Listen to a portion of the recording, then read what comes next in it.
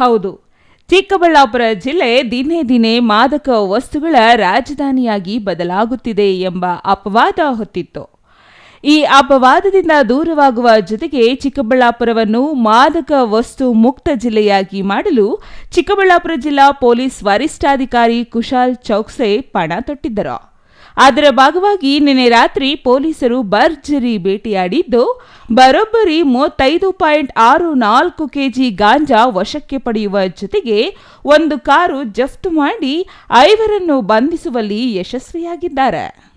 ಇಲ್ಲಿ ಮುಖ್ಯವಾಗಿ ಒಂದೇ ಕುಟುಂಬದ 3 ತಲೆಮಾರಿನವರು ಗಾಂಜಾ ಸಾಗಾಟ ಮತ್ತು ಮಾರಾಟದಲ್ಲಿ ಭಾಗಿಯಾಗಿರುವುದು ಬಹಿರಂಗವಾಗಿದ್ದು ಪೊಲೀಸರನ್ನೇ ಬೆಚ್ಚಿ ಬೀಳಿಸಿದೆ.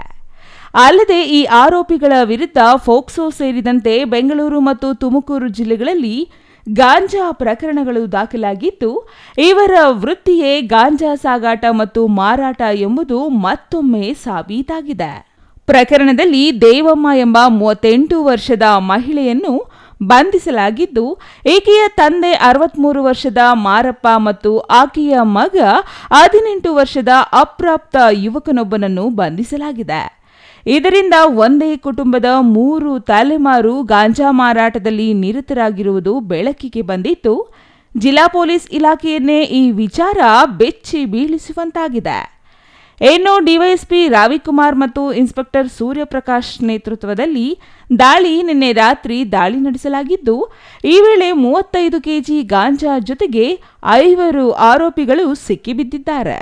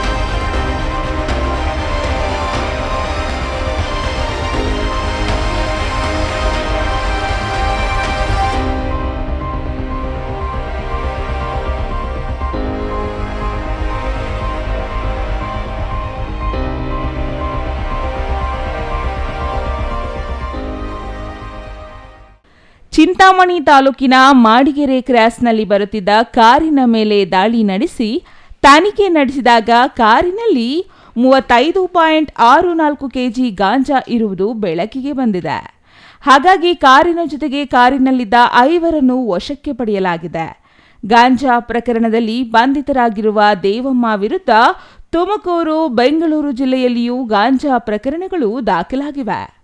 ದೇವಮ್ಮ ಮಗನ ಮೇಲೆ ಫೋಕ್ಸೋ ಪ್ರಕರಣ ಇರುವುದು ಬಹಿರಂಗವಾಗಿದೆ. ಇವರೊಂದಿಗೆ ವೆಂಕಟರಮಣ ಮತ್ತು ಆದಿನಾರಾಯಣ ಎಂಬುವವರನ್ನು ಬಂಧಿಸಲಾಗಿದೆ. ಬಂಧಿತರು ಬಾಗೇಪಲ್ಲಿ ತಾಲೂಕಿನ ನಿವಾಸಿಗಳೆಂದು ತಿಳಿದುಬಂದಿದ್ದು ಆರೋಪಿಗಳು ಆಂಧ್ರಪ್ರದೇಶದ ವಿಶಾಖಪಟ್ಟಣದಿಂದ ಗಾಂಜಾ ತಂದು ಜಿಲ್ಲೆಯಲ್ಲಿ ಮಾರುತ್ತಿದ್ದಾರೆ ಎಂಬ ಎಸ್ಪಿ ಕುಶಾಲ್ ಚೌಕ್ಸೆ ತಿಳಿಸಿದ್ದಾರೆ. ವಿಶಾಖಪಟ್ಟಣಂನಿಂದ ರೈಲಿನ ಮೂಲಕ ತಿರುಪತಿಗೆ ಗಾಂಜಾ ಸಾಗಿಸುತ್ತಿರುವುದು ವಿಚಾರಣೆ ವೇಳೆ ತಿಳಿದುಬಂದಿದೆ. ಬ್ಯಾಗುಗಳಲ್ಲಿ ತುಂಬಿದ ಗಾಂಜಾವನ್ನು ರೈಲಿನ ಜನರಲ್ ಕಂಪಾರ್ಟ್ಮೆಂಟ್ನಲ್ಲಿ ಸಾಗಿಸಿದರೆ ಮಹಿಳೆ ಎಂಬ ಕಾರಣಕ್ಕೆ ಯಾರಿಗೂ ಅನುಮಾನ ಬರುವುದಿಲ್ಲ ಎಂದು ಇದೇ ಮಾದರಿಯಲ್ಲಿ ಇವರು ಗಾಂಜಾ ಸಾಗಿಸುತ್ತಿರುವುದಾಗಿ ವಿಚಾರಣೆ ವೇಳೆ ಬಹಿರಂಗವಾಗಿದೆ. ತಿರುಪತಿಗೆ ಲಾರಿನಲ್ಲಿ ಗಾಂಜಾ ತಂದು ಅಲ್ಲಿಂದ ರಸ್ತೆ ಮೂಲಕ ಮುಳಿಬಾಗಿಲು, ಶ್ರೀನಿವಾಸಪುರ ಮೂಲಕ ಜಿಲ್ಲೆಗೆ ತಂದು ಮಾರಾಟ ಮಾಡುತ್ತಿದ್ದರು. ಚಿಂತಾಮಣಿ ತಾಲೂಕಿನ ಮಾಡಿಗೆರೆ ಕ್ರಾಸ್ಗೆ ಬರುವ ವೇಳೆಗೆ ಪೊಲೀಸರು ಖಚಿತ ಮಾಹಿತಿ ಮೇರೆಗೆ ದಾಳಿ ನಡೆಸಿ ಆರೋಪಿಗಳನ್ನು ಬಂಧಿಸಿದ್ದಾರೆ. ಪೊಲೀಸರ ಕಾರ್ಯಕ್ಕೆ ಮೆಚ್ಚುಗೆ ವ್ಯಕ್ತಪಡಿಸಿದ ಎಸ್ಪಿ ಕುಶಾಲ್ ಚೌಕ್ಸೆ ಗಾಂಜಾ ಸೇರಿದಂತೆ ಮಾದಕ ವಸ್ತುಗಳ ನಿಯಂತ್ರಣಕ್ಕೆ ಕ್ರಮ ವಹಿಸಲಾಗುವುದು ಎಂದು ಹೇಳಿದ್ದಾರೆ. ಡಿಸ್ಟ್ರಿಕ್ಟ್ ಲಿಮಿಟ್ಸ್ ಅಲ್ಲಿ ನಿನ್ನೆ ರಾತ್ರಿ ಸೈನಿ ಸ್ಟೇಷನ್ ಡಿವೈಎಸ್ಪಿ ರವಿಕುಮಾರ್ ಮತ್ತು ಇನ್ಸ್ಪೆಕ್ಟರ್ ಸೂರ್ಯಪ್ರಕಾಶ್ ನೇತೃತ್ವದಲ್ಲಿ ಒಂದು ಗಾಂಜಾದು ರೇಡ್ ಮಾಡಿದ್ದೀವಿ. ಆ ರೇಡ್ ಆಗಿದೆ ಚಿಂತಾಮಣಿ ಮಡಿಕೇರಿ ಕ್ರಾಸ್ ಹತ್ರ ಶ್ರೀನಿವಾಸಪುರ ಹೋಗೋಕ್ಕೆ ದಾರಿ ಇದೆ, ಆ ದಾರಿ ಹತ್ರ ಮಡಿಕೇರಿ ಕ್ರಾಸಲ್ಲಿ ಆ ರೇಡ್ ಆಗಿದೆ. ಆ ಟೈಮ್ಗೆ ಒಂದೇ XUV 500 ಮಹೇಂದ್ರ XUV 500 ವೆಹಿಕಲಲ್ಲಿ ಅವ್ರಿಗೆ ಟೋಟಲ್ ಅರೌಂಡ್ 35.64 kg ಗಾಂಜಾ ಸಿಕ್ಕಿದೆ. ಸೊ ಅರೌಂಡ್ 35.6 kg ಗಾಂಜಾ ಸಿಕ್ಕಿದೆ ಅವ್ರಿಗೆ. ಆ ಗಾಡಿ ಜೊತೆಗೆ ನಮಗೆ ಟೋಟಲ್ 5 ಜನ ಆರೋಪಿ ಸಿಕ್ಕಿದೆ. ಆ 5 ಜನ ಆರೋಪಿಯಲ್ಲಿ ಒಬ್ಬರು ಲೇಡಿ ಇದೆ, ಅವರದು ಹೆಸರು ದೇವಮ್ಮ. ಅವ್ರ ಮೇಲೆ ಬೇರೆ ಗಾಂಜಾ ಕೇಸಸ್ ಕೂಡ ಇದೆ ತುಮಕೂರು ಡಿಸ್ಟಿಕಲ್ಲಿ ಮತ್ತು ಬೆಂಗಳೂರು ಡಿಸ್ಟಿಕಲ್ಲಿ. ಜೊತೆಗೆ ಅವ್ರದ್ದು ತಂದೆ ಅವರು, ಈ ಲೇಡಿದು ತಂದೆ ಅವರು ಮಾರಪ್ಪ, ಅರೌಂಡ್ 63 ಇಯರ್ಸ್ ಏಜ್ ಇದೆ. ಲೇಡಿದು ಏಜ್ ಅರೌಂಡ್ 38 ಇಯರ್ಸ್ ಇದೆ. ಈ ಲೇಡಿದು ಮಗ ಅಂಜಿ, ಅವ್ರದ್ದು ಏಜ್ 18 ಇಯರ್ಸ್ ಇದೆ. ಅವ್ರ ಮೇಲೆ ಚೆಲ್ಲೂರು ಲಿಮಿಟ್ಸಲ್ಲಿ ಒಂದು ಪೋಕ್ಸೋ ಕೇಸ್ ಕೂಡ ಇದೆ. ಜೊತೆಗೆ 2 ಜನ ವೆಂಕಟರಮಣ ಮತ್ತು ಆದಿನಾರಾಯಣ್, ಈ ಟೋಟಲ್ 5 ಜನಗೆ ನಾವು ಅರೆಸ್ಟ್ ಮಾಡಿದ್ದೀವಿ. ಇವ್ರದ್ದು ಎಲ್ಲ 5 ಜನದು ವಾಸ ನಮ್ಮ ಚಿಕ್ಕಬಳ್ಳಾಪುರ ಡಿಸ್ಟಿಕಲ್ಲಿ ಇದೆ. ಬಾಗೇಪಲ್ಲಿ ತಾಲೂಕಾ, ಚಿಂತಾಮಣಿ, ಈ ಥರ ಇವ್ರದ್ದು ಈಗ ಪ್ರೆಸೆಂಟಲ್ಲಿ ವಾಸ ಇದೆ. ಬೇಸಿಕಲಿ ನಮ್ಮ ಮಾಹಿತಿ ಪ್ರಕಾರ ಇವರು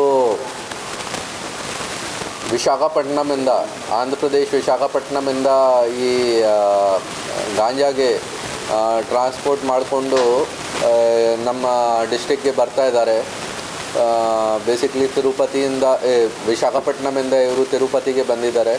ತಿರುಪತಿಯಿಂದ ಇವರು ಮುಳಬಾಗಲ್ ಹತ್ತಿರ ಬಂದಿದ್ದಾರೆ. ಮುಳಬಾಗಲಿಂದ ಇವರು ನಮ್ಮ ಶ್ರೀನಿವಾಸಪುರ ಲಿಮಿಟ್ಸಿಂದ ನಮ್ಮ ಡಿಸ್ಟಿಕ್ಗೆ ಎಂಟ್ರಿ ಮಾಡಿದ್ದಾರೆ ಚಿಂತಾಮಣಿ ಸೈಡಿಂದ.